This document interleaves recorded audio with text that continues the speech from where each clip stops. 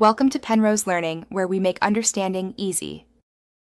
In this video, I will explain how to connect Garmin to Zwift. This process transforms your indoor cycling experience, allowing you to use your familiar Garmin data in the immersive Zwift world. You can track your progress, participate in virtual events, and enjoy interactive training. We will cover the equipment you need and guide you through the setup, ensuring a smooth connection for your next virtual ride.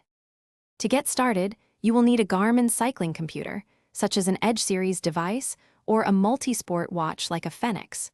Crucially, a smart trainer or a power meter on your bike is essential to send your effort to Zwift. This setup allows Zwift to accurately represent your speed and power within its virtual environment. Finally, download the Zwift app onto a compatible device. Begin by ensuring your Garmin device is actively broadcasting its ANT+ or Bluetooth signals. Access your Garmin settings to confirm that relevant sensors, like power, speed, or heart rate, are discoverable. Next, launch the Zwift application and proceed to the device pairing menu.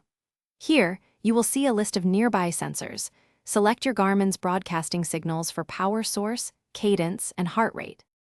With your Garmin sensors transmitting, open the Zwift application on your preferred device. On the main startup screen, locate and select the pairing button to access the connection interface. Here, you will choose your smart trainer or power meter as both your power source and the controllable trainer. Remember to perform a spin-down calibration on your smart trainer. This step is vital for ensuring your in-game power readings are precise and realistic. Thanks for watching. If this was helpful, leave a like and consider subscribing. See you next time.